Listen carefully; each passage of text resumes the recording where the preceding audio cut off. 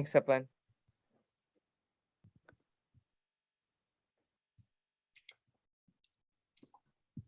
Webinar has been opened.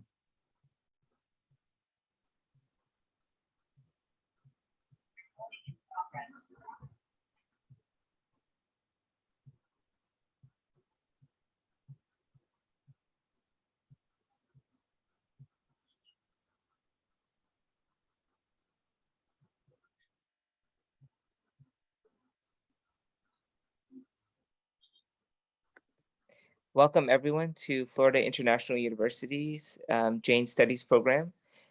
Today we are beginning our annual award ceremony and keynote address. And with that, we will begin with two videos that highlight the FIU program and also our college, the School of International Public Affairs at Florida International University.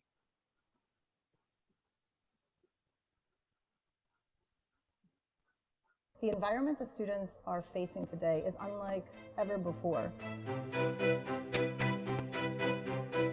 It's all about team-based work in the 21st century of careers. Being able to do teamwork and compromise on their positions and play the role of different sectors, the public, the private, the nonprofit sector, with different strategic priorities and being able to combine them all and superpose them into an initiative that truly adds value to all the organizations and the actors involved. The way that we communicate has changed. More and more we're bringing in professionals who have a skill set that combines with the academic expertise of other faculty members that really make a difference. I want to be able to remove the fourth wall between the classroom and the world around us. The different experiences that the faculty in the Masters has were fundamental to really understand what I needed and to gain these different points of view to become a better professional. One of the most important dimensions, and it's really the crowning achievement of the program, is the capstones. Capstones, for me, as somebody who comes to this work in international affairs as a practitioner, I think is one of the best parts of the program. The value of what they did in the classroom is manifest in this particular capstone project. It allows them to take everything that they've learned in our program up until that moment and practically apply it. It allowed me to develop and create innovative solutions for the corporation I work with. It was an opportunity to understand how corporations really integrate corporate responsibility into business operations. The students are working directly with the policymaker.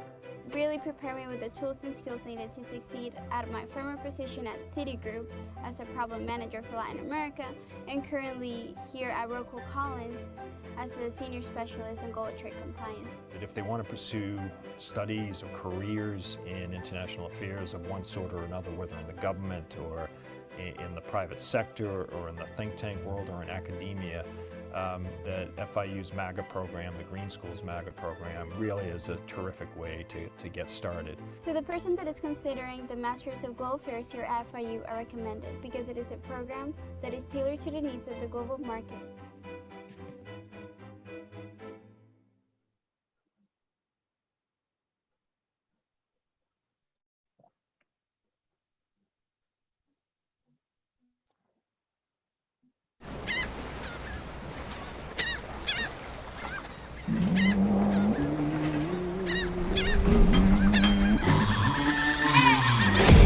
Extending to the end like an elbow, fingers getting stuck to the money, Velcro.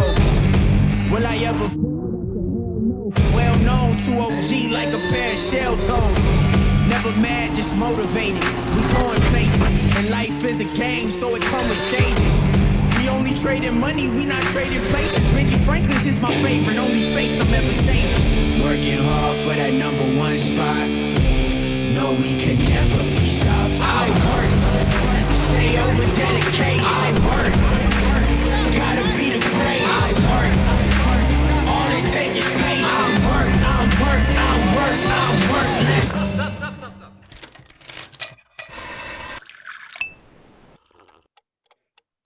1, 2, 3, 4. Let's work.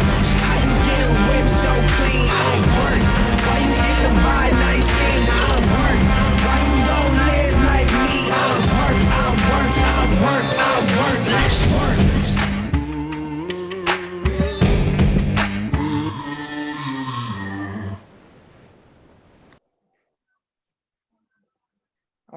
Wonderful. Well, again, I wanted to welcome you all to the first annual FIU Jain Studies ceremony here virtually in Miami.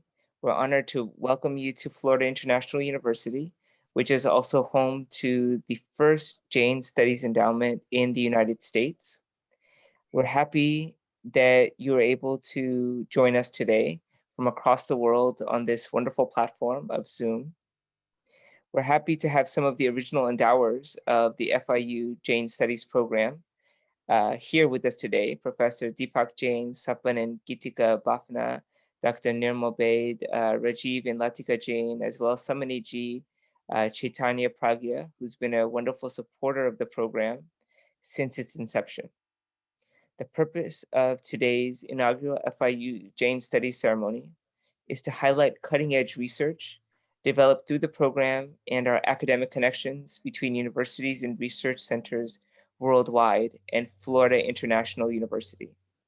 It's meant to highlight the year's accomplishments and connect with the Jain community as we further develop the Jain Studies Institute, focusing on applied Jain ethics here at FIU. So to begin with, I will turn over the program to Samani Chaitanya Pragya. We'll start our program with a short benediction. Om Ring Namo Arhantanam. Om Ring Namo Siddhanam. Om Ring Namo Ayariyanam. Om Ring Namo Vachayanam. Om Ring Namo Loi Savvasamunam.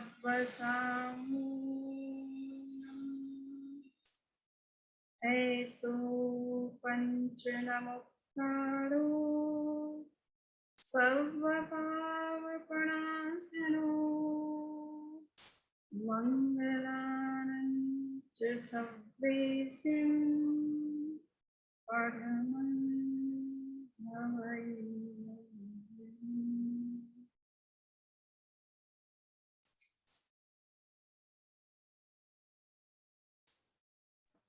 Thank you so much, Samani Ji. Just so those of you who don't know, this was the Namakar mantra for the Jain tradition, and it's a tradition that makes obeisance and humble sort of the humility at the worshipful feet of the arhats, the ones whose souls are perfected, to the siddhas, those who perfect souls in nirvana, to the acharyas, to the masters, and also to the adepts and all of the ascetics as well. So this is a very famous and very, very important tradition among the Jains. So thank you so much, Samani Ji, for the Namakar mantra. So we'll move now to highlighting giving you an overview of the accomplishments of the Jain Studies Endowments over the past decade. So as I had said previously, the FIU program was an initial program that became the pattern for more than 15 or so endowments across the United States and ever-growing number of educational endowments. And so I kind of wanted to, we have a short video that will kind of highlight our program, what we've accomplished, and our hopes as we develop the next decade of Jain Studies at FIU.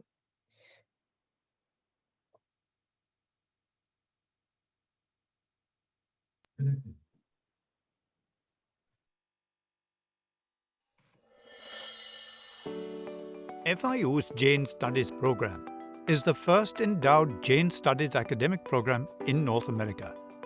For a decade, the university has worked with the Jain community to contribute to the understanding of this remarkable faith tradition and civilization. To me, when we look into Jainism, we create Center for Jain Studies, we need to bring to the world what drives success, what drives a peaceful life, what brings happiness. The Jain community feels very comfortable with the university. They say university is very much organic part of the community. Even if you're a Jain or a Muslim or whatever, for the local community, they know that they can reach out to the university. That the university has done. My experience here as a researcher and also like as a member of the Jain community has completely changed my view of seeing Jainism. Like earlier I used to see it more as like a ritualistic religion, but here now I can envisage it as more like scientific. FIU enjoys a close connection to the Jain community, particularly the Jain Education and Research Foundation, JERF. We want to put the FIU in the world map, saying that this is the first professorship started in FIU and it created a significant impact in the local community, in Florida itself, and then globally worldwide.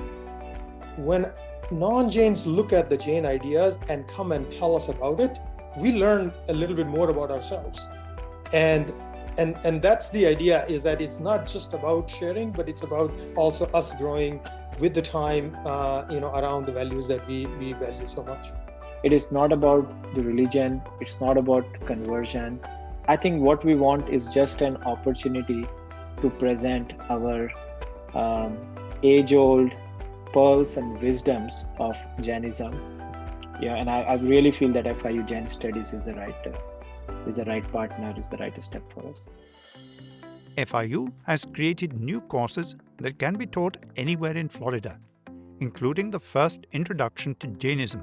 The university offers certifications and concentrations in Jainism for undergrad, graduate, and beginning this year, a dual religious studies global and socio-cultural studies doctorate. Even if you don't become a practicing religious person, you should at least understand the values, which is non-violence, tolerance for other, and non-attachment to all the material things, right? The vegetarian lifestyle. I was just being taught that, okay, you should do this, you should do that, but I never knew like what was the reason behind it, like why we should do it. So I think imparting knowledge and values about the tradition in the right way, and also like through an academic perspective, that's the best that we can do to promote our religion. So I want to serve as a professor and contribute to the society. Once I found out what Jainism was, I was like super interested in learning about it because I've been vegetarian since I was like 8 years old, and it was a personal decision of mine when I was younger. I mean, ahimsa is the #1 principle in the religion, so I really respected that and I wanted to learn more. Each year, the program hosts 2 major lectures that highlight both cutting-edge academic research in the study of Jainism and community activism through the Mahavir Jayanti and Mahavir Nirvan lectures. The Mahavir Nirvan lectures, they were very helpful because it gave an experience of communicating, first-hand experience again of engaging with Jain community as well as the Jain scholars from different universities. Students and professors are encouraged to do research with the Jain Vishva Bharati Institute in India and the International Summer School in Jain Studies. Each year, FIU hosts 2 Jain nuns, Samanis, who teach courses and provide extracurricular opportunities on Jainism, such as Praksha meditation.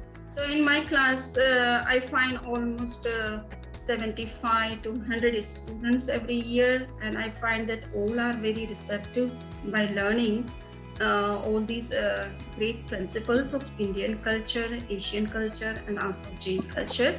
And they are finding that this is the religion which should be taught in every university. Along with this growth of FIU's programs was the expansion of our model to many other universities in North America. And not 2 months goes by that I don't read about some other university establishing a postdoc program, a professorship, an assistantship, whatever it is, in Jain studies at their university, bringing people very knowledgeable about Jainism to their universities.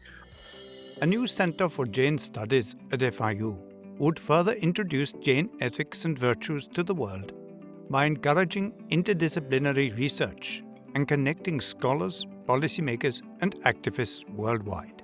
if you ask me what I would like for my next 10 years is how we think of a research-driven center. And by research, I mean we would like to research and see more similarities across different religious beliefs, different religious groups, and try to share what we stand for.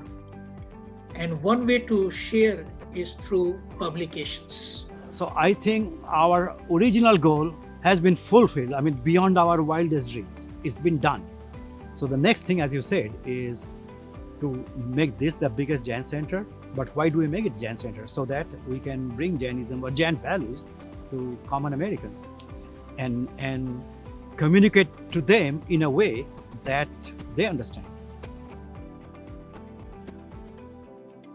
All right.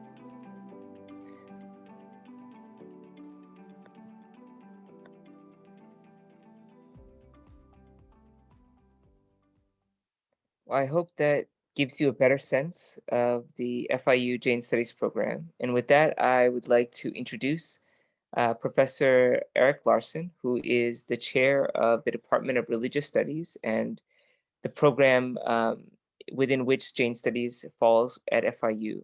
So Professor Larson, again, has been the chair of the department for now 3 terms at FIU in the School of International Public Affairs. His interest is in the interaction between religion, language, and culture. His academic work focuses on the way that Greek culture influenced the Near East after the conquest of Alexander the Great, related to the question of how Judaism and Christianity made their impact on the Greco-Roman world. He completed his doctorate at NYU, New York University, focusing on the Dead Sea Scrolls. His work has appeared in the official publication series, Discoveries in the Judean Desert, published by Oxford University Press. He has written a study on the Book of Enoch, one of the important Jewish apocalyptic works. And his work examines Aramaic manuscripts of Enoch that were found at Qumran, and seeing how those works were translated into Greek.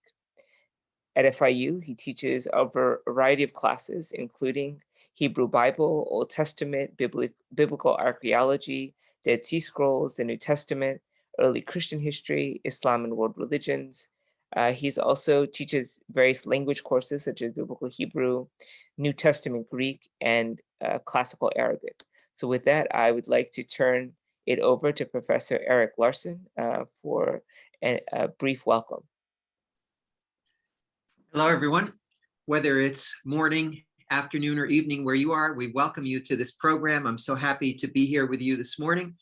And on behalf of Dean Stack of the School of International and Public Affairs and myself representing the Department of Religious Studies, we would like to welcome you to the event this morning.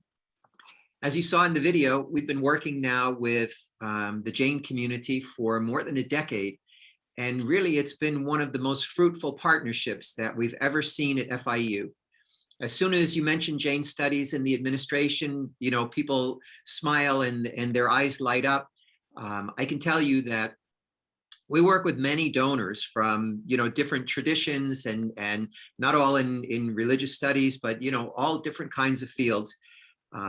But everybody from the top to the bottom of the administration would say that we love working with the Jain community and with the Jain Education and Research Foundation. It's just been such a joy. I know that Professor Furton, our provost at the university, he has really enjoyed his connections, and President Rosenberg as well. And they both send their greetings for this program also. In our School of International and Public Affairs, of which the Department of Religious Studies is a part, we really have it as a mission, not only to, as President Rosenberg says, to be creators of knowledge, but also to be a problem-solving institution. We want to better the community by providing resources, and sometimes that's in the form of education, sometimes in the form of ideas that we can apply that we face in South Florida and more generally in the United States and around the world.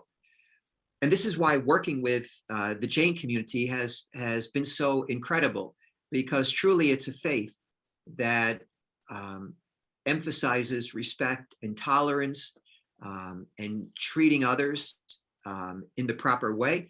We have a motto in the Green School of creating a more just and peaceful and prosperous world. Of course, you can't have a just society unless you have just individuals. And the Jain tradition exactly focuses on this, to help people to be better adjusted, to be more self-aware, to be less self-centered, and to strive to understand other people from where they're coming from. So because of all these reasons, we truly feel happy and blessed as we look back over 10 very fruitful years. I can tell you that in our introductory courses, Studies in World Religions, we also have a course that's part of FIU's core curriculum called Introduction to Religion, that every professor in our department makes mention of Jainism and its principles. And we have over 1,000 students every year who take these courses, and they learn valuable lessons about how they can live better lives. And so much of it is because of our study of Jainism. Not to mention our two Samanis who teach and have been a blessing in our department as well. So I know in my classes, right, I'll often mention when I'm teaching Jainism in my world religions class, oh, we have two Samani nuns, and they all know right away, oh yes, the women who have the white robes, we always wondered who they were, or we see them and they're so nice. But it's, it's just immediate recognition. In addition to the majors in our department who study Jainism in a serious way, and a couple of them that you'll learn more about this morning. But it's been a wonderful partnership, and one that we hope will continue for many, many years to come. So it's a great pleasure to be here this morning with you all. Thank you. Thank you so much, Professor Larson. I appreciate those kind words. One of the things that's important for us in terms of thinking about Jainism and the study of Jainism is also trying to support and connect to cutting edge research that's happening within the field of Jain studies, and to connect with prominent scholars and thinkers about the Jain tradition, those who research the past or those who have innovative ideas of how to apply Jainism and Jain ethics for the problems of today and for the future. And with that, we are extremely honored to have our keynote speaker joining us from Delhi University, Professor Shalin Jain, whose keynote address today is entitled Literary Representations and Jain Identities in Early Modern South Asia. So Professor Shalin Jain is a professor of history at Delhi University, and he is a historian of medieval Indian history in early modern South Asia. His research and teaching interests include social history of the Jains, religious thought and practices, gender and society, identity formation, environment and society, popular culture, and resistance. His recent monograph, Identity, Community, and State, The Jains Under the Mughals, have been published from Primus Books, and Professor Jain has published several research papers in journals such as the Indian Historical Review, Studies in History, Social Scientists, etc. He's a two-time winner of the Professor J.S. Grewal Award for Best Research Paper in Medieval Indian History by the Indian History Congress in 2004 and 2013. Professor Shalin Jain has been a recipient of the UGC Raman Fellowship Award for Postdoctoral Research in the US, and was awarded an honorary fellowship at the South Asian Studies Center at the University of Wisconsin-Madison in 2013. He's received travel grants and has been recognized by the International Institute of Social History in Amsterdam, the German Research Foundation in Bonn, and has also been a fellow of the Claremont School of Theology in California. So he's an eminent scholar, does cutting edge research, and we are very honored to have Professor Shalin Jain today to talk to us about medieval Indian history and the role of the Jains. Professor Jain.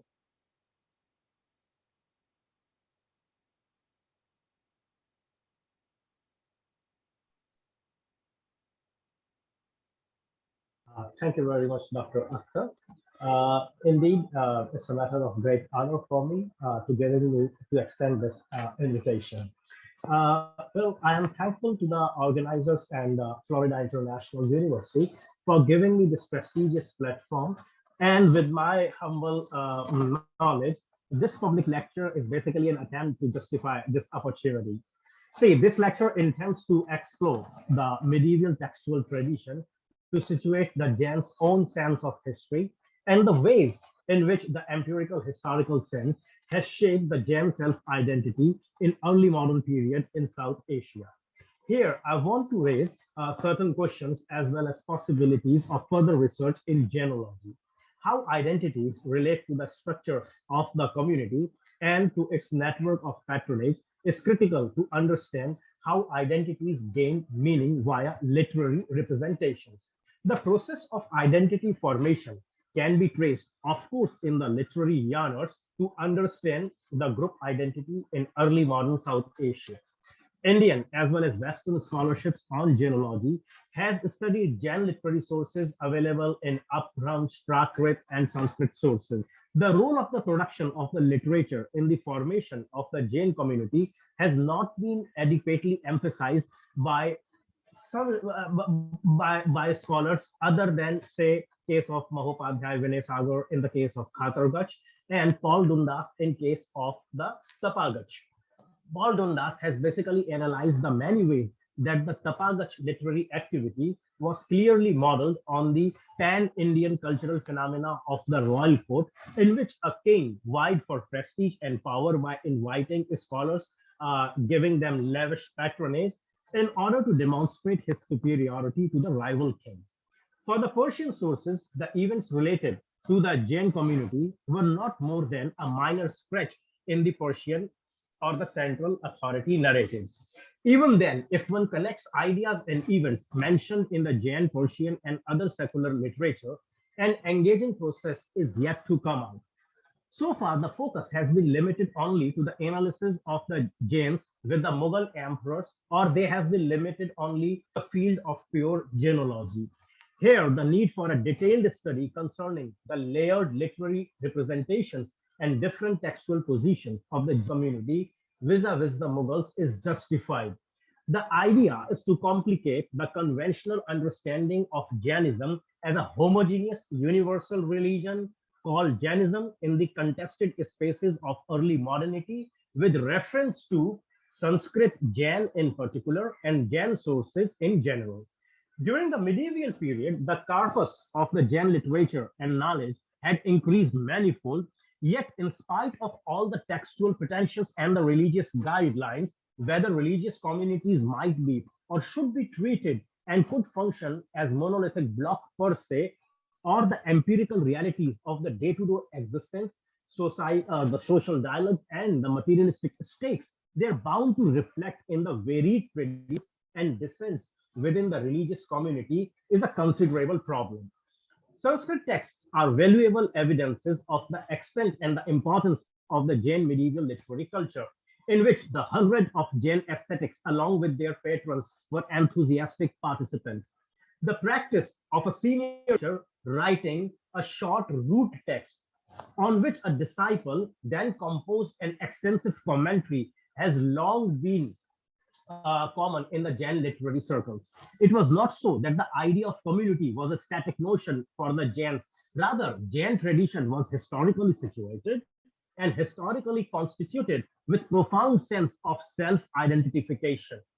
Some biographical writing on the Jain ascetics like Hir Saubhagya Mahakav, Jagat Guru Kavyam, Bhanu Chandra Gani Charitra, though normative, are highly eulogistic, justifying the religious specialists and the patrons, yet they throw light on the lifestyle of the legends, the status of the women, the use of the wealth, and the religious skills that existed within the medieval Jain society. Another issue is of locating the Jain narratives within the self-perception of the community vis-a-vis their perception about the others in the duality of the literary narration as well as the empirical reality. How far one could situate the textual interactions only at the level of the assertion of identity formation and polemics. In such processes of articulation, Jain aesthetics delineated the Jain tradition on sectarian, local, and supraregional levels. Jains has been divided between two principal sects ancient time. The Shwetambars with marked presence in northwestern India and the Digambars with a substantial part in South India as well as northern part of India. Within the Shwetambar textual traditions, monks were further divided into mendicant orders or subsects known as the Gachas, which competed for patronage and gaining the lay followers. Yet, the Shwetambar authors of these narrative texts recognized not only the rival Shwetambars but also the Digambars, and thus reaching across traditional categories, thereby designated who counted as Jain. The literary representation also unfolds the continuous intellectual engagement of the Jain piety with the laity, along with the Mughal royalty, which requires to be registered beyond the existing understanding of the religious charisma and the imperial fascination to suggest Jain community's quest for formal power relations with the material culture of the political authorities and vice versa. All accounts of the Jain aesthetics in the Mughal period describe the grand processions being organized in towns in which they passed along with their Jain followers, especially in the region of Gujarat, Malwa, Rajasthan, and also in some towns of Western Uttar Pradesh and Punjab as well. The textual desires of morality had to be achieved via the agencies of others' persona within the community. This embedded religious and social life fixed certain standards for the Jain community to fuse internally, but flexibility always remained in the conduct of the laity. The study of different subsects of the Jain community substantially explains the nature and the compulsions of issues taken up by them. At times, formation of identity and hierarchy within the medieval lay and monastic communities was very much dependent upon temple consecration and pilgrimages. Pilgrimage was not just a religious activity at the instigation of the Jain pontiffs. This vibrant community required religious sessions, temple constructions, idol installation, idol consecrations, scriptures, chaturmas, and philanthropic activities by the piety and the laity bond to establish the notion of community. The vast range of the Jain literary genres raises certain issues like for whom and for what purpose literary production by the Jains was done. Sectarian and ideological issues involved in the shaping of the community identity and the functioning of the networks of the Jain merchants who patronized them and their participation in the various polities and their role as carriers of the literary and the religious text leads to a whole new world of polemics in the religious domain. Jain inscriptional records are basically religious in nature, either celebrating the occasions like temple consecration or the idol installation. These inscriptions informs us about the status, wealth, and lineages of the Jains along with their respectful acknowledgement and prayers for the longevity of, say for example, Akbar Dhiraj. Here, the reference is to Mughal Emperor Akbar or the Malik rule. The prashastis given in the inscriptions give the details of the donors or the consecrators, their family, their lineage, and the scriber, apart from saluting the ruling king and the ruling dynasty of the region. The Jain inscriptions usually they contain the sense of time by referring to the Samvat era or the Vikram Samvat. They also mention the month, the day, and the date of the consecration as well. The benefactor acharya and the sect that followed by the donor, along with the names of the disciples, were also referred to as the inspiring force behind the event. In some cases, contemporary events like the performance of the pilgrimages or temple renovations having relevance for the Jains and the particular religious occasion were also mentioned. A unique form of Jain literary genre was Vigyapti Patra. The visual literary genre, written in vertical scrolls, is a reflection of the creativity in the literary circuits. Besides being an imaginative spectacle, is a spectacle in the visual production as well. The influx of the Vigyapti Patra from 15th through the 18th centuries should be seen as a part of the Jain literary culture emerging within the larger process of production of the multilingual literature, both in cosmopolitan Sanskrit and the vernaculars. These religious and communitarian letters of invitation of the medieval and the early modern Jain community requires to be translated in the larger circulatory context, symbolic or intellectual, from urban to rural, from center to periphery, and vice versa in South Asia. Vigyaptipats were the letters written by the Jains to their relatives and friends on the Samvatsari day or the last day of the Pryushan Parv, asking for forgiveness for any offenses committed during the year. Such letters were also sent by the Jain sons as invitation to their preceptors. At times, these missives were embellished with miniature paintings or by the poetic or philosophic compositions. The textual narratives, in case of the literate community, was a priority for the Jain aesthetic sung, as the Jain Munis emphasized on learning, reading, and writing of the scriptures. Yet this very reason made knowledge a prerogative of a selected minority, keeping it beyond the reach of the common masses. This gap between the high level of Sanskrit knowledge production and the secular lay education by several Jain monks shows a deliberate attempt to control knowledge, the source of respect within the community, a source of respect and power within the community. The Jain scholars felt that the religious scriptures, being sacred, should not be exposed to the public at large, which in turn overshadowed the very purpose and relevance of these scriptures, that is, education. Moreover, the language of these Jain scriptures and the medium of instructions was classical Sanskrit, which again compromised with the secular pursuance of education, making it just the means to explore the metaphysics of religion. The use of the vernacular languages was kept limited, that too with a contemptuous attitude. I give an example of 16th century Tapagach Jain monk Bhanu Chandra, who wrote a Gujarati prose summary of Ban Bhatt's Kadambari with the comment that, I translate this from Gujarati to English, it says, the story is difficult. Therefore, in order that the pupil of low intellect means mand buddhi, may understand, I am summarizing the story in the language of the pupil. Thus, the attitude of treating the vernaculars, that is Lok Bhasha, language of the pupil, of low intellect, mand buddhi, again points to the issue of keeping the knowledge subservient and stagnant.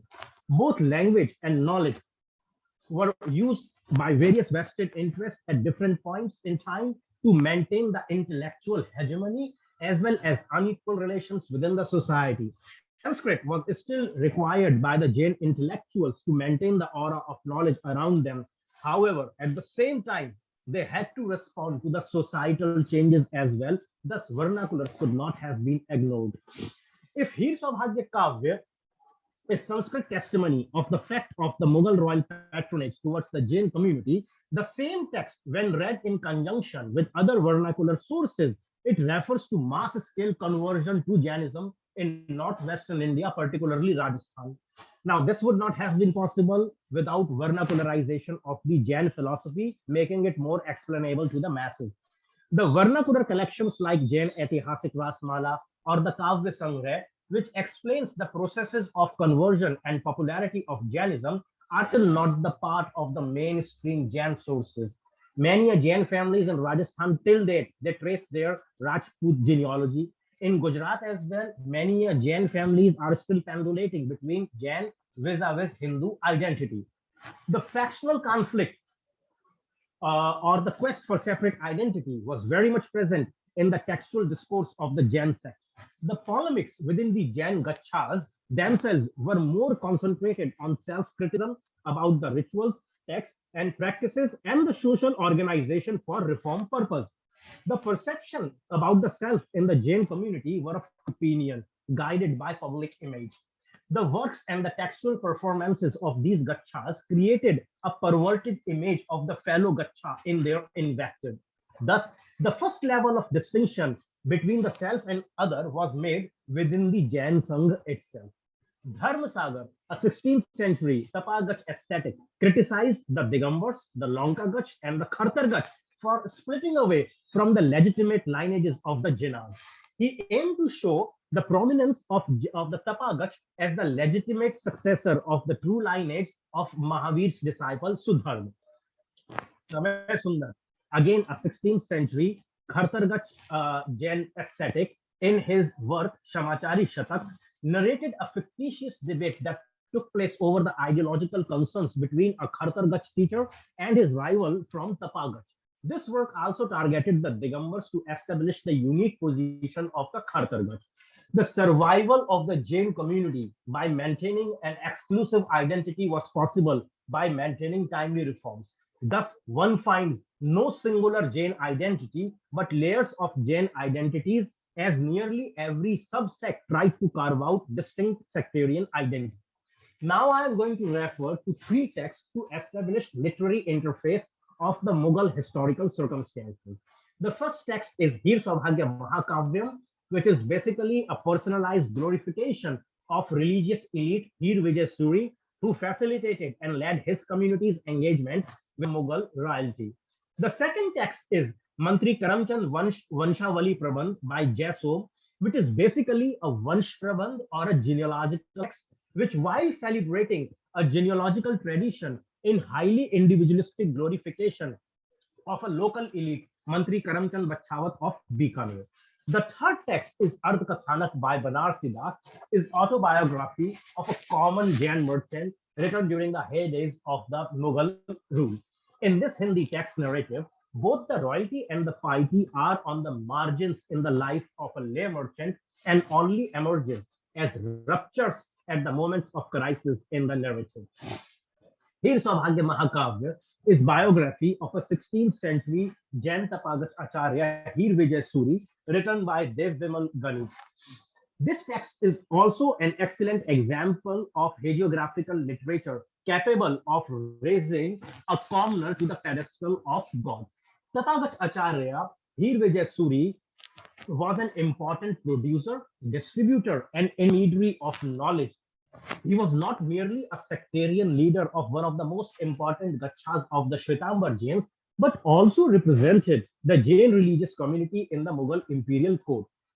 His role in translating the acts of the community into identity formation or acquiring and circulating available knowledge across the religious space of northwestern India shows a constant endeavor to control the influence and literary as well as mundane processes.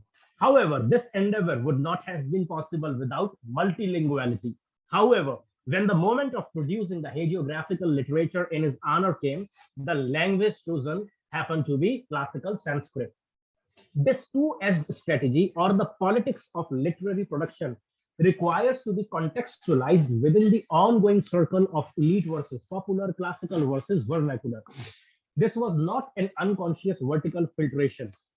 Rather, a new horizon of a structural alignment had to be drawn.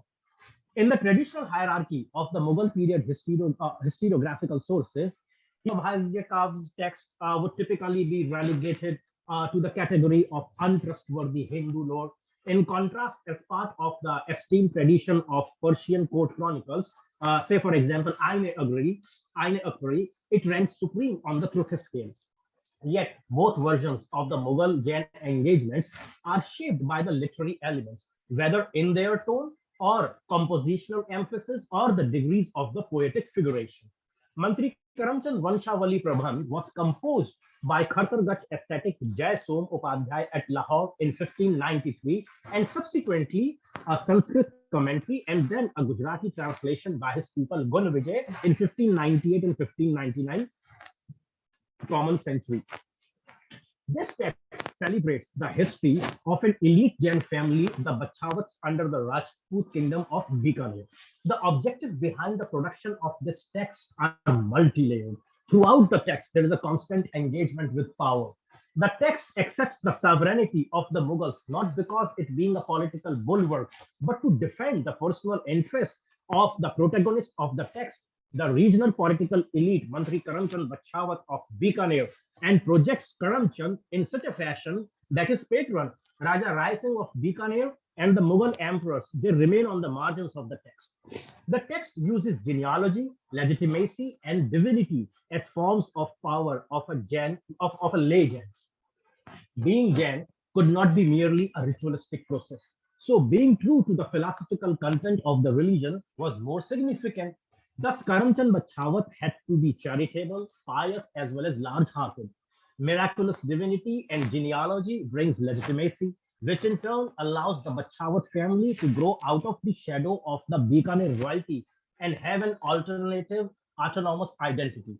However, the moment when one looks beyond the boundaries of this particular text, the tension between the Sanskrit narrative and the vernacular sources like Dalpat Vilas and the historical memory of the Rathors of Bikaner are visible because the claims of the Jain Sanskrit narrative were being contested in the popular Rajput discourse.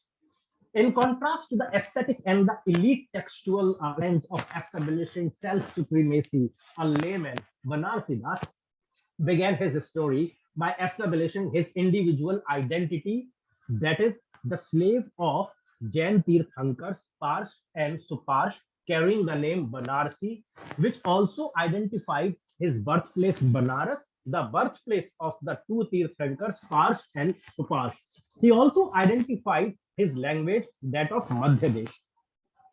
He also identified himself with the lineage of the Shrimal Jains, who claimed conversion from the Rajputs of Biholi, a place near Rohtak. And Banarsi Das once again reiterates, Nagar Agra में बसे जैन धर्म श्रीमाल बनारसी बेहोलिया अध्यात्म.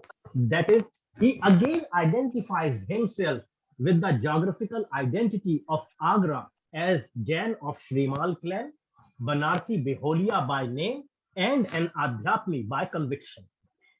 Throughout his history, in spite of experimenting with the ritualistic forms of his religion, Banarsi Das never denied his religious faith, that is, his existence as a devout Jain. Throughout the ups and downs of his life, he keeps on deviating from certain prescribed norms of orthodox Jainism, but his sense of being a Jain never betrays him. To analyze medieval Jainism and different sects of Jainism, one can certainly bank upon the strong statement made by Banaras, a lay householder, about his religious identity. Moreover, his sense of belonging to Madhya Desh, that is central part of India, his sense of association with the royalty, which comes out explicitly at the time of passing away of Emperor Akbar or the subsequent coronation of his successor Jahangir, indicates to a sense of security that a common man like Banarsi Das had under the Mughals. The selfhood of being a Jain did not curtail his worldly exchanges with others. The generous use of Persian words and Hindu practices indicates this trend of individualism beyond communitarian textualism. It is quite strange that while Veer Saubhagya Mahakavyam treats omnipresence of the Jain pontiffs indispensable both for the royalty and the piety, Banarsi Das seems to have had little contact with the renunciants, nor did he seem to feel the need of their presence to live as a good Jain. Rather, he is able to integrate his youthful eroticism with ritualism to disagree with Jain traditions. At the same time, Mantri Karamchand Vanshawali Prabhan treats patronage as the key word for all the meritorious deeds and the religious performances, while Veer Saubhagya Mahakavyam and Mantri Karamchand Vanshawali Prabhan are highly celebrative and optimistic texts. Ardha Kathanak is full of anxieties, delusions, and expectations not to be met with. Thus, these three texts, having linguistic differences as well as literary window to the bipolar world of the elites and commoners, are yet to be explored in the normative historiography. Rather, these trends pushes us to find the comparative meanings of being a Jain in the late 17th century at individual, sectarian, and communitarian levels. These Sanskrit and Hindi texts are in contrast to the Persian court narratives like Ain Akbari of Abul Fazl or Kuzuke Jahangiri of Mughal Emperor Jahangir. Here, the local elites and the common merchants have absolutely no spaces, while the elite Jain pontiffs like Heer Vijay Suri, Jin Chandra Suri, Bhanu Chandra, and Siddhi Chandra, they are the authorities who had to be engaged by the royalty for reciprocal legitimization.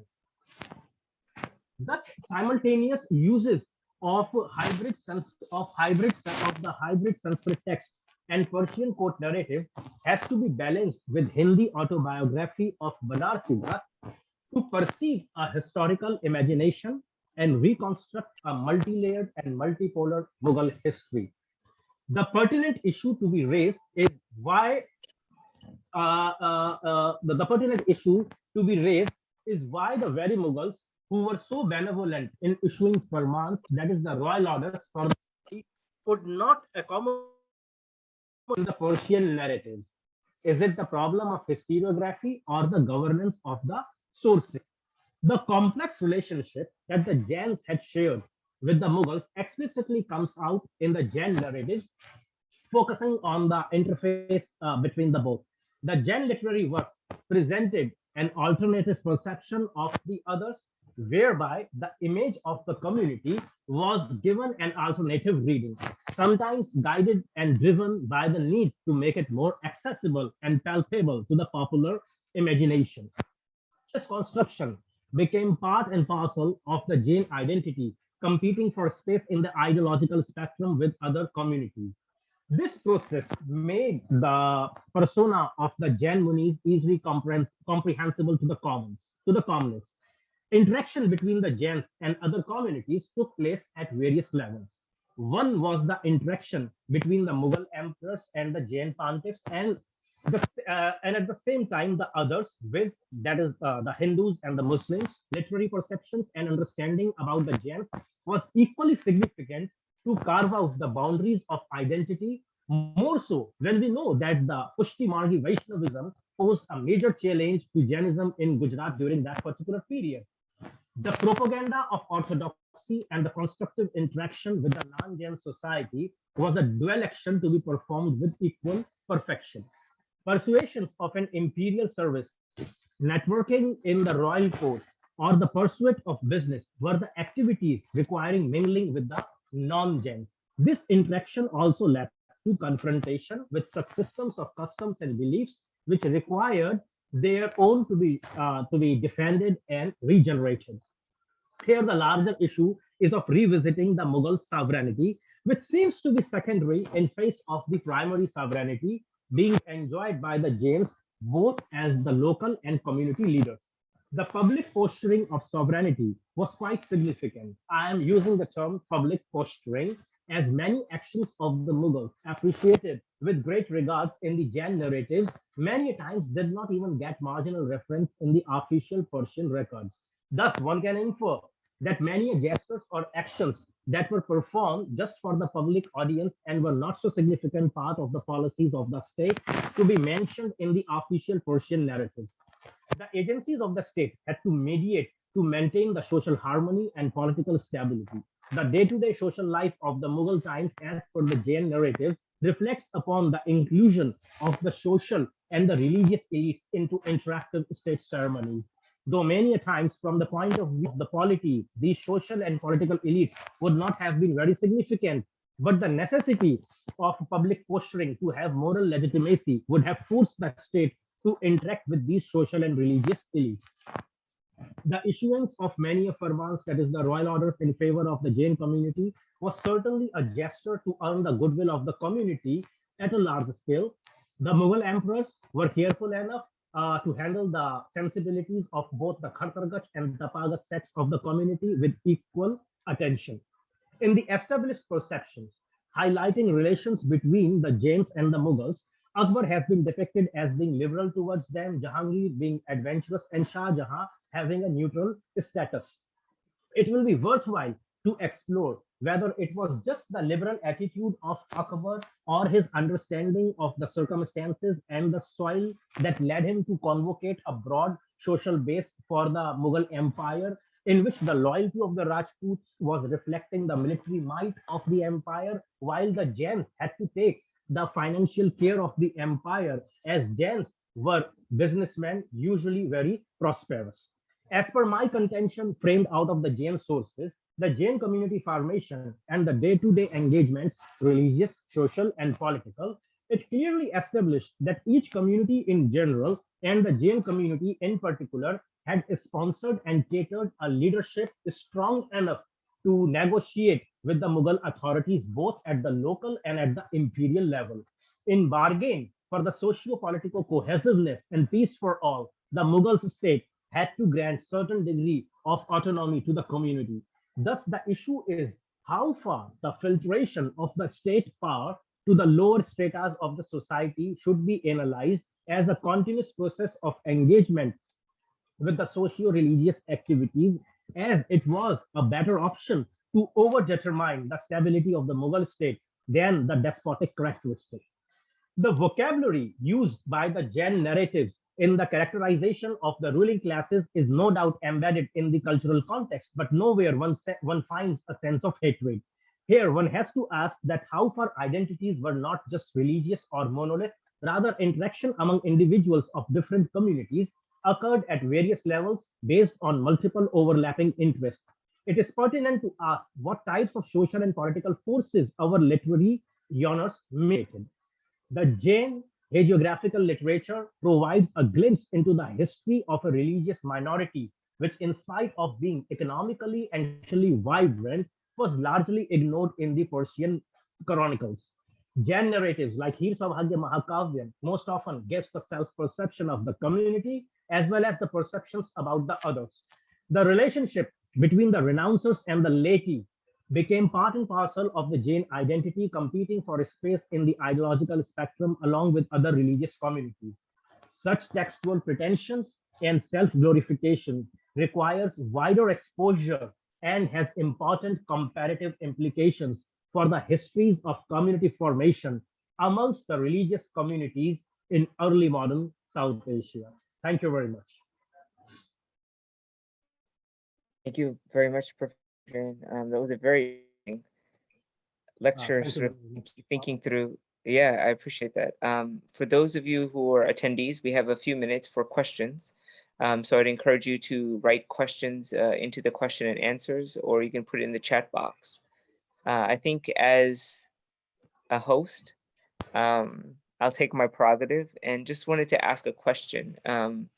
More generally, I think that would be sort of accessible. As think about how the Jain community is relating to the state.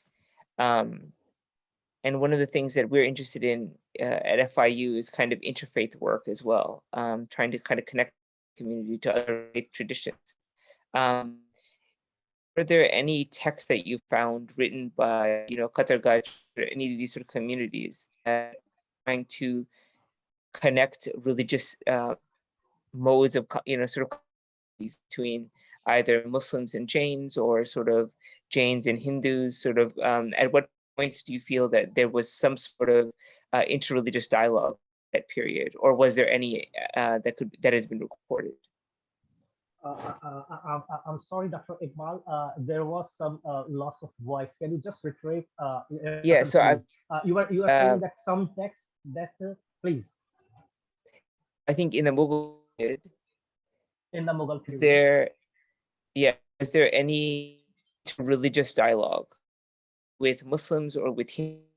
What I know country making within the community in terms of groups, their own sectarian identities.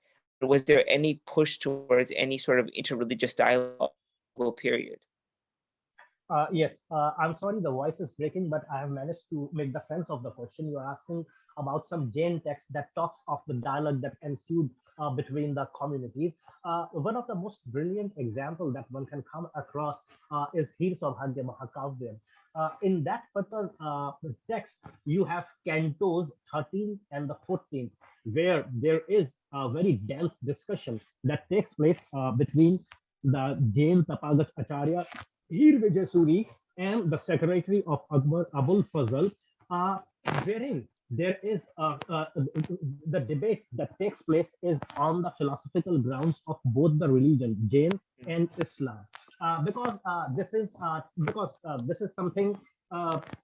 There is a very deep discussion on the philosophy of both the religions. We don't have that much of time to go much deep into it, but yes, one thing that one can be said about is that what the Jains could not have achieved in the mundane material world, they tried to achieve it in the textual world, wherein the philosophy of the Jain, it dominates over the Islamic philosophy. Fine, this is one part. There is a lot of discussion on both the parts. Then you have at the scale of the vernaculars, you have Raj Surya. Fine, there also you have interaction between the Jains and the Muslims. Then there is one another 17th century text, Devanand Mahakavyam, where we don't find any direct debate, but the Jain understanding of Christianity. Fine, where Jain monk Vijay Dev, he is writing about having his own idea of Jesus and Mary, where he compares them with Ram and Sita. Okay, that's wonderful. Professor, there is another question for you. The relationship between the Jains and the Pushti Marg tradition. Yeah, yeah. Yeah, one more text. Let me just point it out. Bhanu Chandra Ganucharit. Apart from Veer Saubhagya Kavyam, that's a very important text wherein you have a very engaged relationship between the two Jain monks, Bhanu Chandra and Siddhi Chandra, with the Mughal emperors Akbar and Jahangir, and there is a lot of cross-cultural interaction that way. One can look into that text. As far as the question about the relationship between the Jains and the Pushti Margi tradition, see, the point is we have to understand the nature of the region of Gujarat. If we look at from the times of the medieval to the early modern period, Gujarat happens to be a marketplace for religions. Fine. It was a vortex of many religions were available there for the people to follow. Fine. And people not only follow, they stick to one belief system, but many. Fine. This comes in, one makes a greater in depth into the traditions and beliefs of this particular region. As far as Pushti Margi tradition is concerned, we know in the 17th century, like in 1638, Pushti Margi Vaishnavism had become too strong within the region of Gujarat, and Jains also had been there since the ancient times. The point is, both of these traditions, whether the Pushti or the Jains, they were Baniyas. They were into the world of trade and commerce, and both espoused very strongly to the idea of ahimsa. Still, on the philosophical ground, they both contested, and we have many references. Like in 1635, one Kanaji Parekh, who was a Jain, he built a Jain temple in Porbandar. But after 5 years, he built a Krishna temple in Porbandar. This points out towards the shifting identity within their beliefs. So yes, and the degree of intensity of the tension between the Pushti Margi and the Jain, it comes out very clearly in a very later 18th century text, Mirate Ahmadi, wherein its author Muhammad Ali has shown that both hated each other to the extent that the Maheswaris, that is the Maheswaris, who were the followers of who espoused the Brahminical religion, they hated Jains so much that they were ready to be trampled under the foot of a mad elephant rather than coming in contact with the Jains. So, and also we have another text, Chaurasi Vanshani, yeah, Chaurasi Vaishnavani Varta, wherein that Sanskrit, the text shows that the initial converts to Pushti Margi Vaishnavism happen to be Jains only. All right, wonderful. Well, thank you so much, Professor Jain. It's been an It's honor my and a pleasure. pleasure to have you, and we hope that we can continue the conversation in the coming academic year. Certainly. My Thank you pleasure. very Thank much. you very much. Yeah, I Thanks a lot. appreciate it. Now I'll turn it over to Professor Larson. Now we finished the keynote lecture part of our program, and we will turn it over to Professor Larson, who will be turning over and presenting the awards to the honorees for this morning. So I'll turn it over to Professor Larson with the first award, which will be the award for Samaniji Chaitanya. Thank you very much, Dr. Akhtar, and thank you, Professor Jain, for a very enlightening lecture. Exactly the kind of thing that we love to learn about. It's my pleasure this morning to recognize and grant this award to Samani Chaitanya Pragya, who is a visiting professor of religious studies at FIU and affiliated faculty of the Jain Studies Program. She is a professor in her home institution, Jain Vishva Bharati University. She is also the founding director of Bhagwan Mahavira International Research Center. She has organized many national and international conferences on Jain philosophy, both in India and abroad. She has published more than 5 books and more than 35 research papers in various journals. Her research interest includes Jainology and comparative philosophy and religion. She researches primarily on Jainism, secondarily Hinduism, Buddhism, Taoism, and Western philosophy in its classical, modern, and postmodern thinkers. Within and between these traditions, she focuses on the history of epistemology, ethics, conflict theories, violence, and nonviolence studies. She is interested in the scientific and social innovative studies and research in the field of Jainism and works on various projects related to such studies. She also works on conflict and conflict resolution theories and nonviolence and peace studies. She has offered programs in training in nonviolence and Preksha meditation and has been the advisor of the Preksha Meditation Club at FIU from 2010 to 2013, and then from 2019 onward. We have been honored to have Samaniji at FIU for a second term in the department and have learned much from her about Jainism, and we have all been impressed with the breadth of connections she has been able to make with scholars and thinkers around the world in expanding awareness of the Jain tradition. We honor Samaniji for her hard work and dedication in bringing the ICSJP conference to FIU, as well as connecting the FIU program with the Jain world.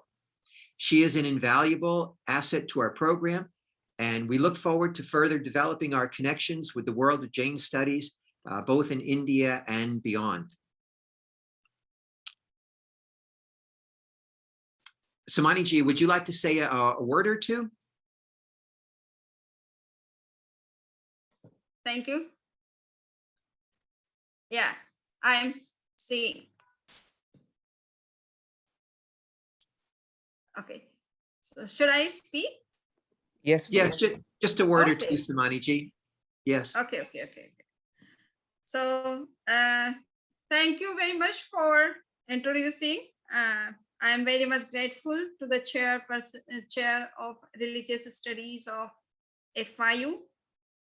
In this department, I have worked during 2010 to 30, and second time I have got the same opportunity to work in the same department with the same chair, Professor Larsen.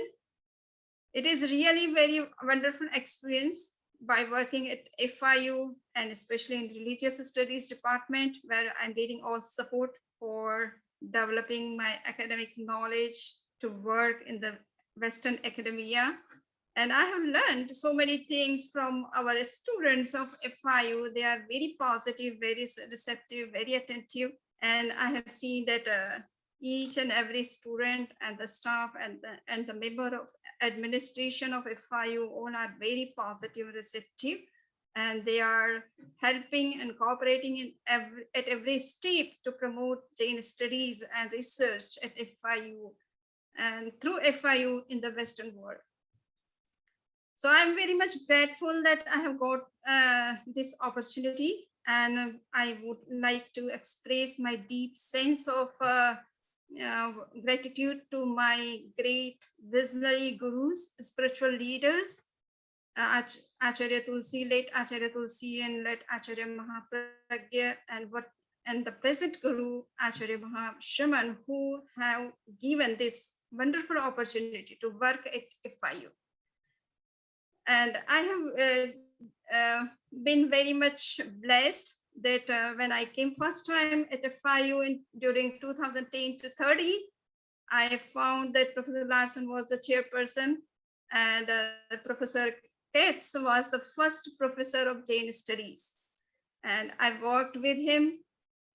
Professor Larson introduced me to Professor Katz and said to him that you should develop some courses with Samaniji, and Professor Steer was also instructed by Professor Larson for developing some new course especially on violence and non-violence, the concept of violence and non-violence in Eastern traditions, especially in Jain tradition. So that course I taught with Professor Steer and Professor Larson, and also Professor Katz. And that was a really very wonderful experience for me to learn from these old great scholars of FIU.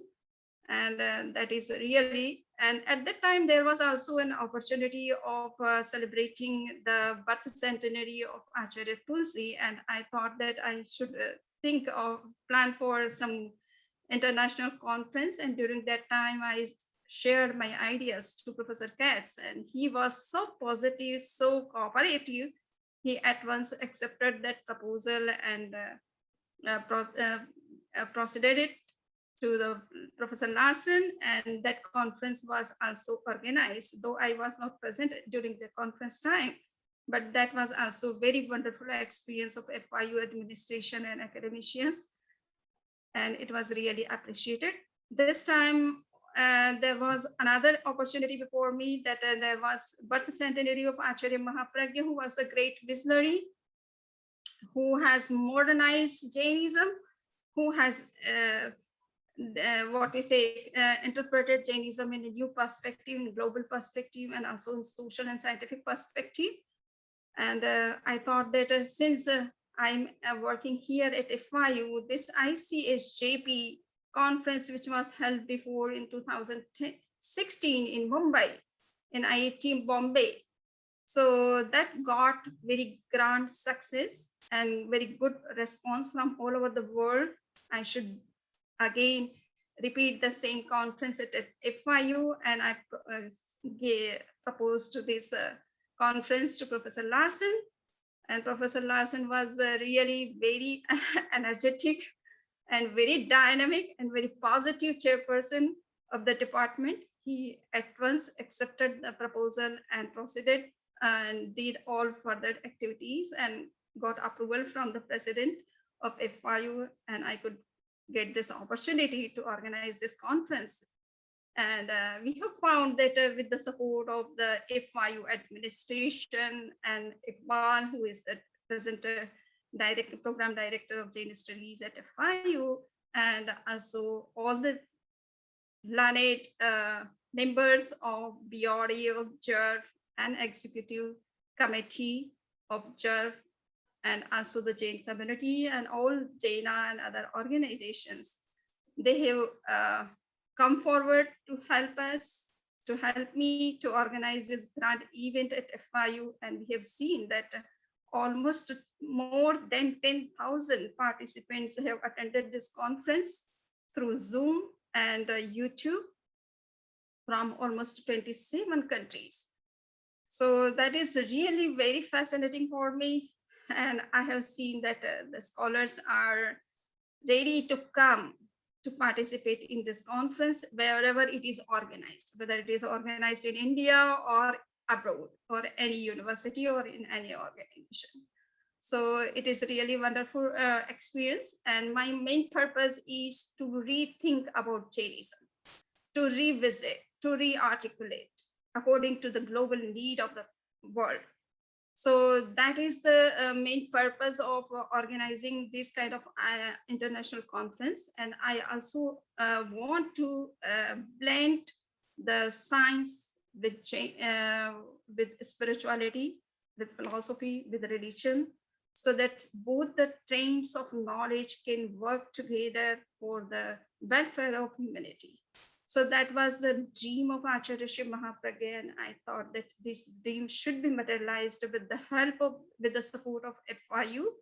And I have got the full support of FIU administration, academic people, technological team, and Iqbal, along with JERF members and the Jain community of the USA.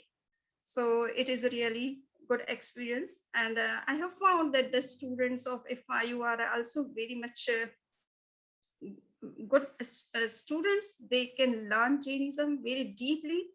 Though when they come in my class, I find that they don't know about the word Jain, what Jain is or Jainism is, but they start learning the particular, what we say, identity of this particular religion, and they start with ABC and reach to the master level of knowledge of the Jainism in one semester. So many times I say to this experience to people of my Jain community, that you can see that you are following religion from many, many generations, even though might be you have no knowledge about your own philosophy or religion so deeply as the FI students know. So this is really a good experience of the students, and Maya is my student, and she was in 2 courses in last semester, in fall semester in meditation course, and also in the what we say Asian religion course. And I found that how deep she could go into the philosophical hardcore text of Jainism. I did not refer to that book, but she found that book, and she read that book and presented very well in the class discussion. So really the students are very receptive, and I find that all souls are same, whether they are Hindu, whether are Jain, whether are Buddhist, whether they are same from within. They are not different from me. Whatever truth is there, they are ready to accept. And especially the Western people, Western mind is very open mind. So that is really very great thing, which I'm learning from the West. And that's why sometimes I say that now the Jainism must flourish in the Western academia, because people are very open-minded. They are ready to accept truth. If something is true, if something is logical, if something is scientific, and if something is for the well-being of humanity. So that is my experience. So I'm very much thankful that the administration, especially I'm very thankful to the president of FIU, Professor Mark D. Rosenberg, and the very learned dean of international school, Professor John Stake, and my learned and very loving chairperson, Professor Larson, and my colleague, Dr. Iqbal, and all other my community members, that they are helping me to work here outside of India. And it is all very good experience which I'm getting here. And I look forward the same support, same cooperation, and the same guidance to work more about in the field of Jainism, and also the comparative religion, comparative philosophy, and in the field of science and spirituality. So thank you very much for honoring or giving this award. And it is really a very great honor on my part and to the whole Jain community. I am getting best compliments from India and from all my scholars who have participated in ICSJP when they have listened to this award, which is being given by FIU and all the academic and administrative people. So I'm very much thankful again for bestowing this award. And I would like to work at FIU, because FIU is not separate from our Jain organizations. I feel that it is our second home. We can work here freely without any difficulty, with all support.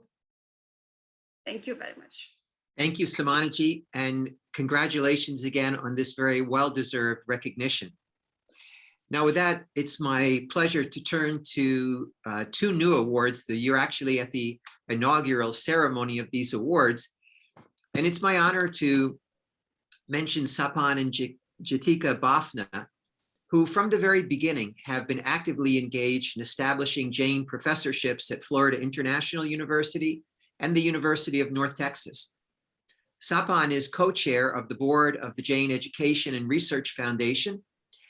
Both Sapan and Gitika work in the local community, Sapan at CoreLogic and Gitika at AT&T. They helped envision and develop the Jain Studies Program at FIU from its inception. We're so grateful for their continued help and support of the program. And today, actually, we are awarding these next two awards are the Bafna award. We have both an undergraduate and a graduate. I'll do the graduate award first. So it's my pleasure to recognize Shalin Jain with the Graduate Research Award in Jain Studies at FIU.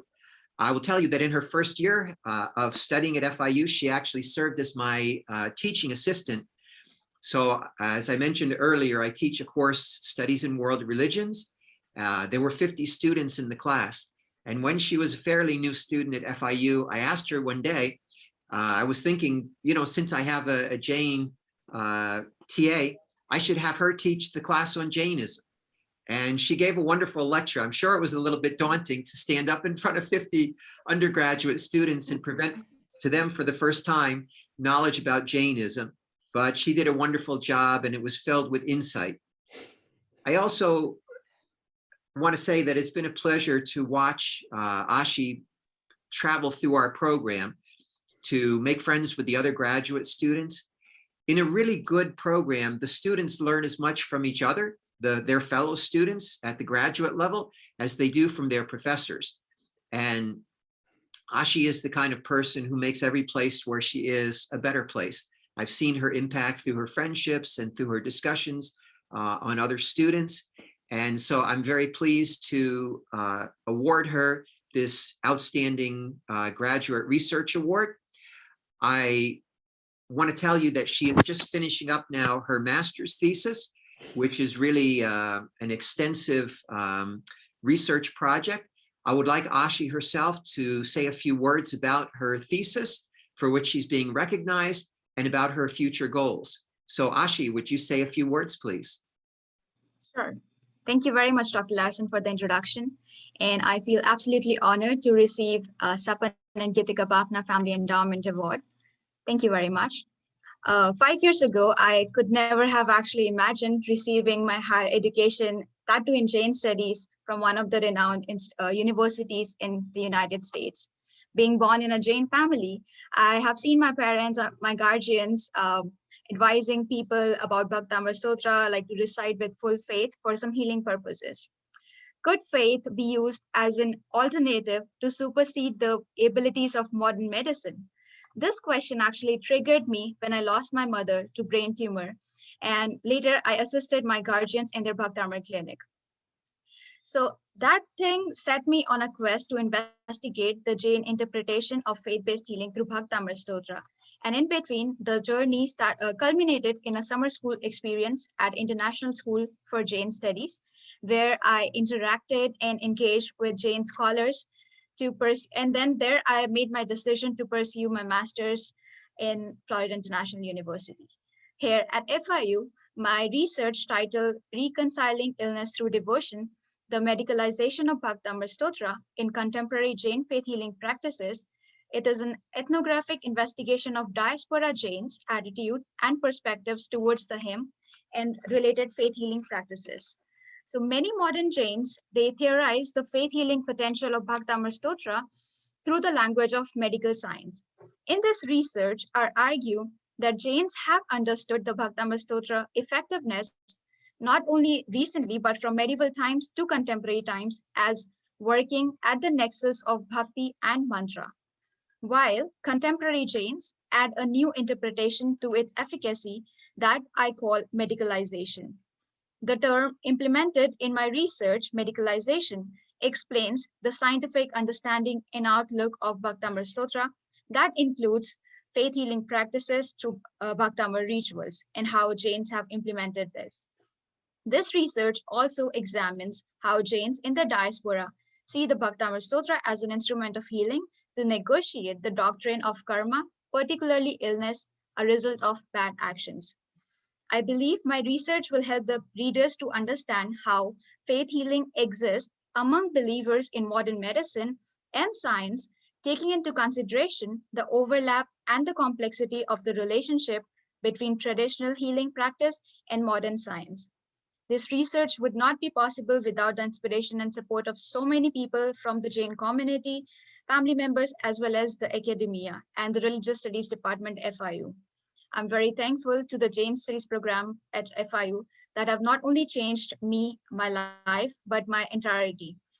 And for my future goals, I choose to pursue my PhD and in the religious studies at University of Ottawa, and I hope I'll be able to contribute in the field for the Bhaktamra Stotra and its relationship, uh, to bring it like as a first aid treatment and to um, to highlight like the scientific and the lived experiences of Jains all over the United States and North America, basically. So thank you very much for this award and for this recognition. I really appreciate. Congratulations, Ashi. And thank you so much for that clear explanation of a very insightful thesis. You can tell that the quality of research at FIU is very high, and we see it in Ashi's thesis. And also congratulations. It's not an easy thing to get accepted into a PhD program these days, and we're really excited for your studies at Ottawa. It will be a great place for you to go. And we wish you all the best in the future. And now I would like to present the Undergraduate Outstanding Research Award to Maya Fiorella. So a long time ago, one of my professors who taught Jewish studies came into our classroom, and he said he traveled around the country, giving lectures on weekends and sometimes at universities, sometimes at synagogues, Jewish communities around the country and around the world. So he came into our class one day after one of these weekend trips, and he said, "You know what the number one question I'm asked when I travel into the community?" So everybody was guessing this, that, and the other thing. And he shook his head each time. And then finally he said, "No, the number one question I'm asked, are there any non-Jews who take your courses?" So of course, maybe the majority of people who research on Judaism are Jews, but do any non-Jews? And I was a non-Jew in the class. So, that was kind of proof that in fact, Jewish studies reach beyond just the community itself. And with the recognition of Maya, you see here at FIU that, and as Samaniji mentioned, we have many non-Jain students, and they don't even know what Jainism is until they come to FIU. And Maya, I will tell you, I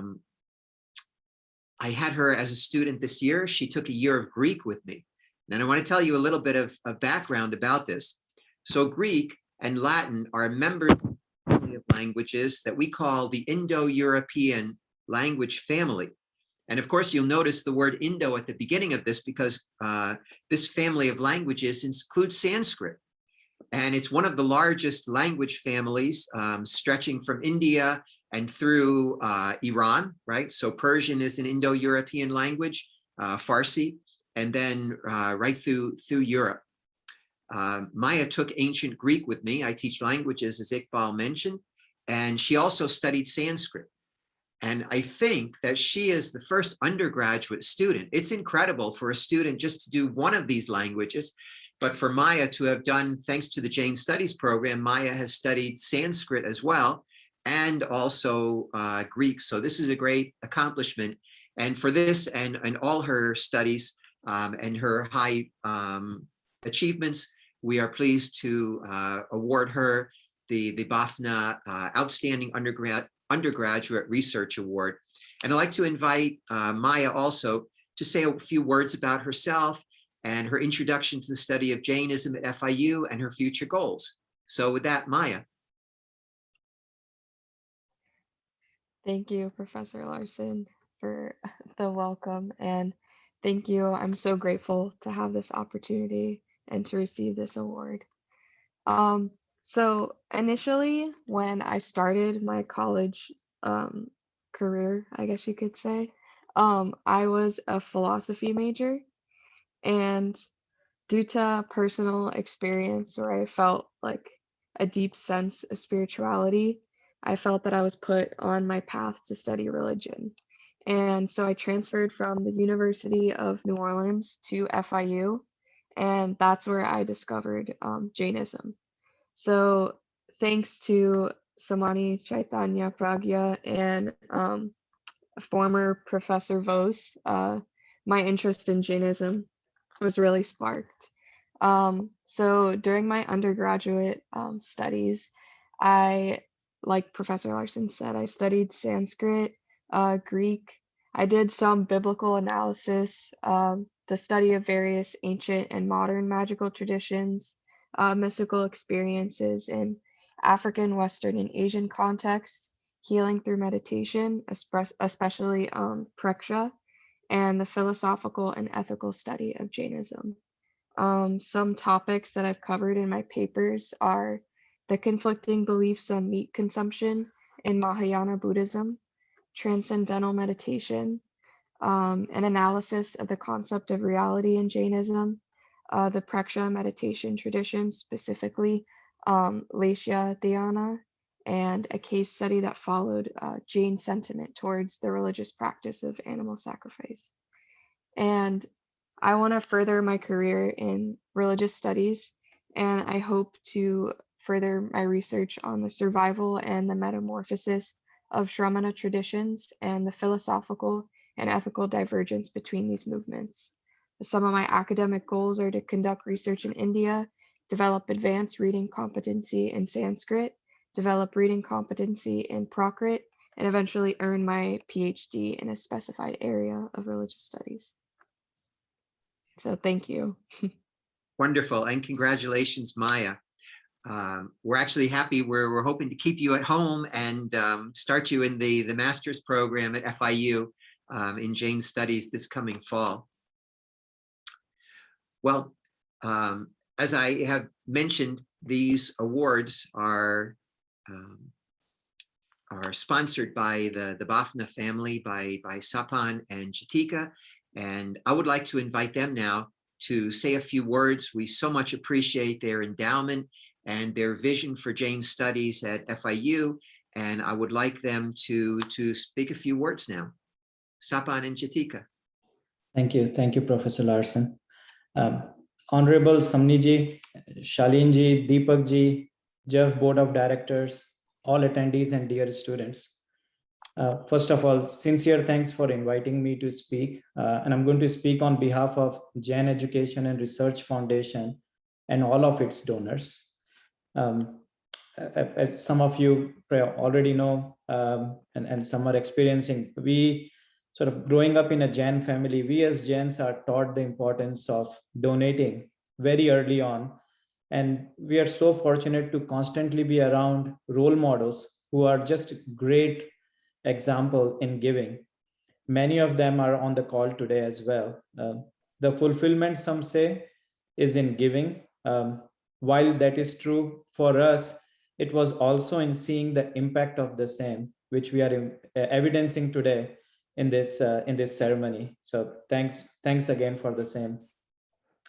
To very shortly speak on the vision by the donors, right, as to why this program and awards were created.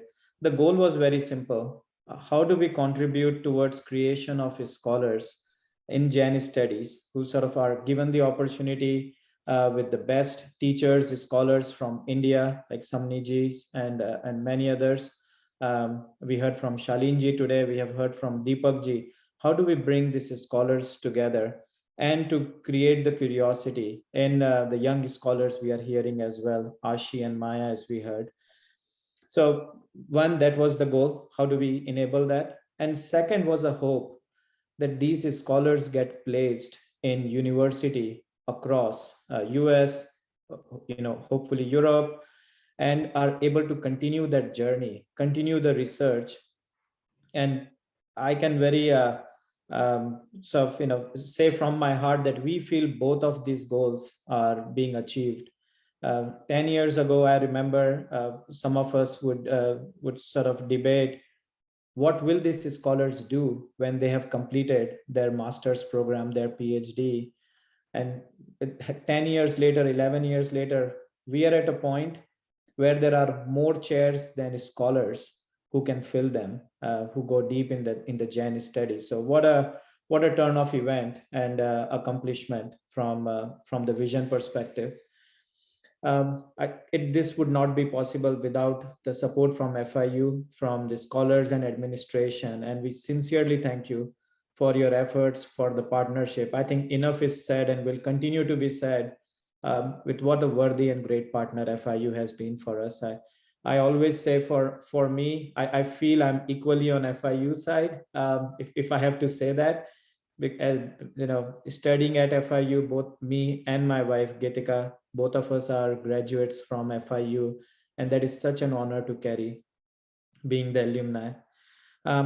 I would also like to thank all the donors to the Jain Studies Program for their generosity, for the vision they had to invest in this outstanding future scholars we are seeing.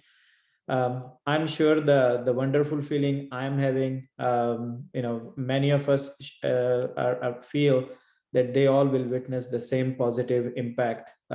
This program is having a great impact on the community in general, which is so heartwarming to see. And finally, again, a big congratulations to Ashi and to Maya. We have high hopes of you and we wish you the best. And to all students and knowledge seekers, we applaud you for your success, for your outstanding education. FIU I hope will be a great alma mater for you as well as you go on in this journey and lead a successful and a purposeful life. So thanks again, and thanks for having me here. Thank you, Sapan, and we so much appreciate your endowment of these awards. We have just finished our awards ceremony, but we have one other couple that we would like to recognize.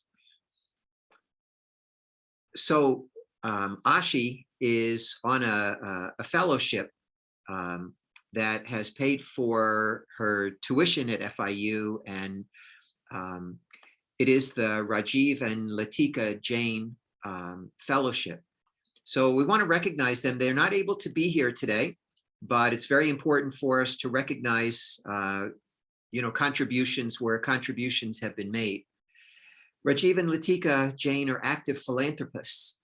They supported professorships at Florida International University and the University of North Texas, as well as established a perpetual graduate fellowship program in Jain Studies at FIU.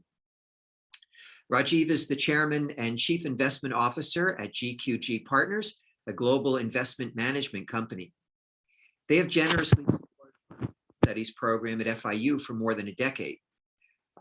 Those MA students, master's students, generally supported by the endowment and graduated from our program, have gone on to complete doctoral programs in leading universities around the country. For example, Dr. Vinu Mehta completed her doctorate at the University of Florida and is continuing as a postdoctoral fellowship, fellow at the Claremont School of Theology. Dr. Shivani Bothra completed her doctorate at the University of Otago and has a postdoctoral fellowship at Rice University. And of course, Ashi is just finishing her master's with us. We want to thank the Jains for their support over the years in establishing Jain Studies in the United States. And I understand, Sapan, you are going to just say a word or two, standing in their place, and we appreciate your doing this since they couldn't join us. Yeah, no, sure. I did cover their message as well in my part, but Rajiv is actually, he indicated he's looking forward to meet with Dr. Akhtar and all these scholars. He will absolutely do that.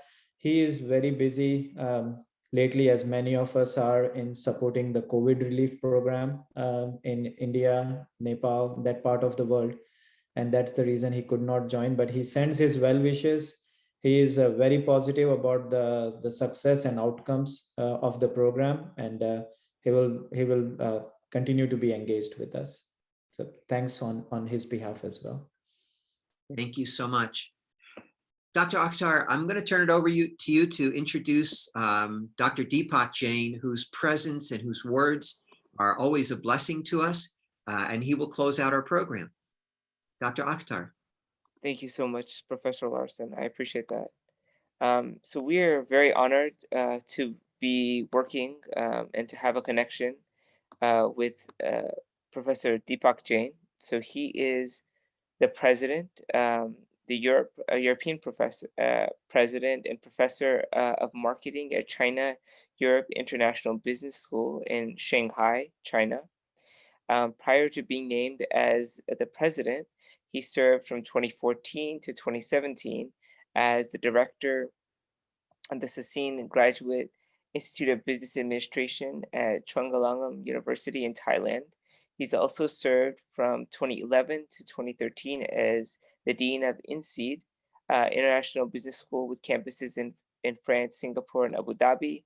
And before that, he was, of course, the Dean of Northwestern University's Kellogg School of Management from 2001 to 2009, and Associate Dean of Academic Affairs from 1996 to 2001. He has, of course, many different achievements, too numerous to go through here. But one of the very important ones was the Sandy Morton Goldman Professor of Entrepreneurial Studies and also the Professorship of Marketing at Kellogg.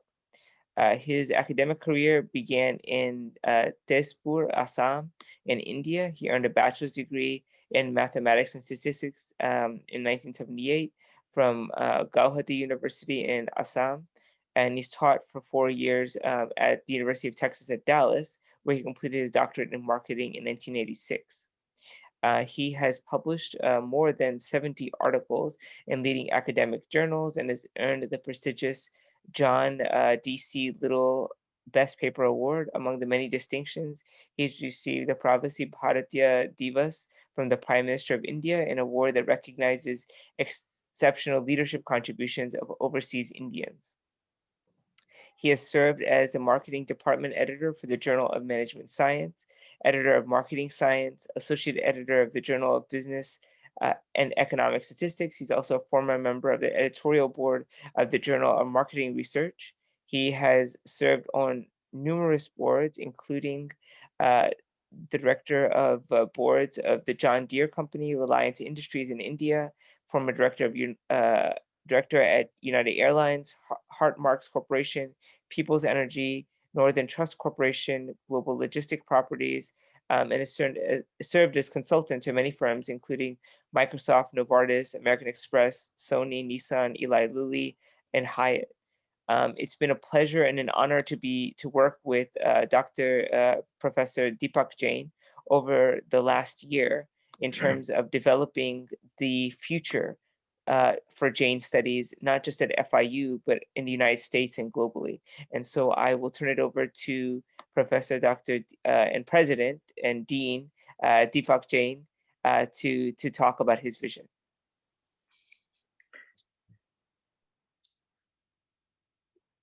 Thank you, Iqbal. Thank you to everyone, and particularly my respect to Samani ji. I was listening to the introduction and something came to my mind. It was 1962, month of November. I had just joined school as a kindergarten student. And my father was taking me to the school, and I asked my father, why do we need to go to school? He said, you go to school to learn the 3 R's. It's an English expression called reading, writing, and arithmetic. Those are the 3 R's. You learn how to read, how to write, and how to do arithmetic. I was in the class, and our teacher came and said, November 19th, 1962, she said that the Chinese army have attacked India, and the army has crossed the mountain region of the northeastern part of India, and they are less than 50 kilometers from the school. And the government of India has asked us to vacate the town by 7 p.m. We are trying to reach your parents to take you back home. I remember leaving the town of Tejpur, where I was born. In those days, in order to go somewhere, you had to cross the river Brahmaputra, and there was no bridge. So we had to wait overnight on one side, in the morning, take a ferry, then a train, a bus, and it took us 7 days to reach a town called Rohtak, which Dr. Shalin Jain mentioned in his talk. And we were finally able to meet my grandparents, and my grandfather was a professor, was a teacher and a headmaster at Jain High School in Rohtak. This is November 19th, 1962. 55 years later, the same refugee who left Tejpur town was announced in November 2017 to be the European president of China-Europe International Business School. I would have never imagined a refugee of Chinese war would be appointed as the president of the top business school in China.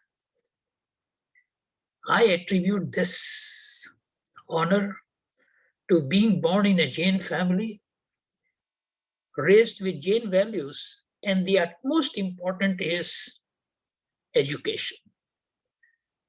So today, on behalf of all my colleagues who have helped create the Jain professorship at FIU, this is what I would describe as, and Sapan is there in the audience, Prem Jain was there in the thing, Neptune, a colleague of a professor at FIU and a close friend. I would just say this is our way of giving back for what we have achieved in life. I describe this as our journey from success to significance. And I attribute our success to the core Jain values, Jain principles. And in particular, one person that I would like to pay my respect is the Samanijis, the previous one, because they were the architects to establish this professorship. I just happened to visit people in Florida on a trip from Central America, and they introduced me to Samaniji, and I tell you, lots of things happen when the timing is right. But the people who helped us at that time was President Rosenberg, and at that time, Dean Ken Fulton, who is now the provost, and John Stack, and many others at FIU who gave us or opened the doors of their home. FIU to me is not a university, it's a pilgrimage.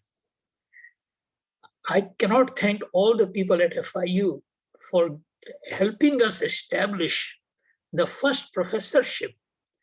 And now, as I mentioned in my remarks on the video, we are going to start our next phase of the journey by now creating what I would describe an Institute for Jain Studies. I was very touched with the remarks of both Maya and Ashi in terms of what they have done with as students, and now Ashi in particular going to do a PhD at University of Ottawa. And we would like FIU Institute that we have in mind to be a center of real hardcore Jain studies. Jainism is not just a religion, it's a way of thinking.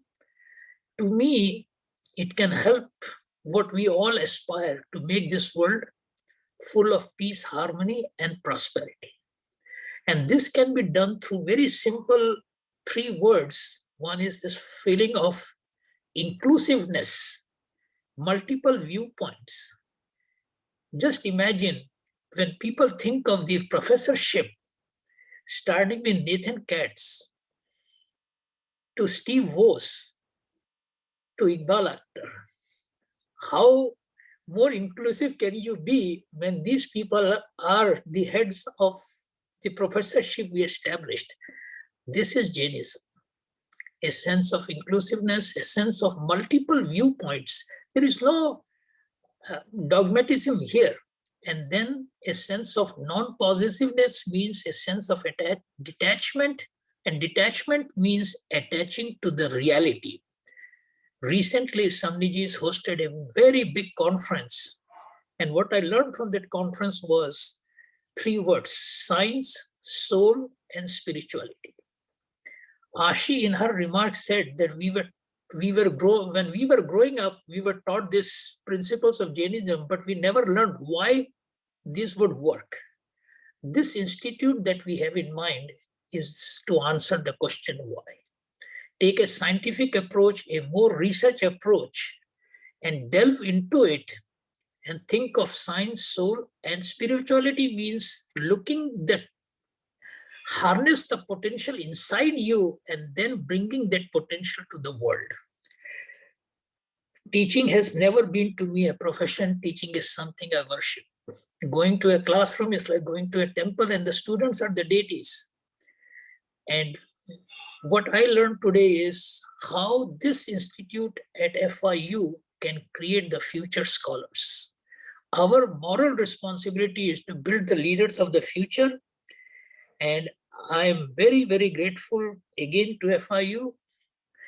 I remember recently having a meeting with John Stack and others.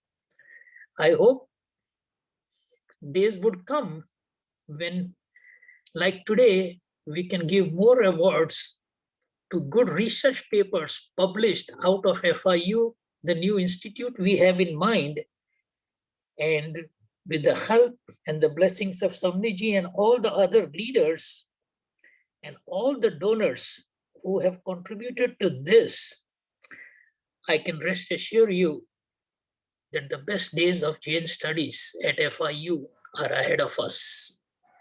No challenge ahead of you is greater than the force behind us. With FIU behind us, Eric Larson, I want to tell you, John Stack, Ken Fulton, everyone, what you have done for us in this lifetime, we can never pay back, but the future generations are there to take this light of torch and enlighten the world.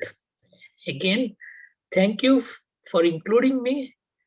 And as I always say, Deepak Jain is always behind FIU, and the best days are ahead of us. Let's all work together for one mission, how we can make this world a safer place to live. Thank you.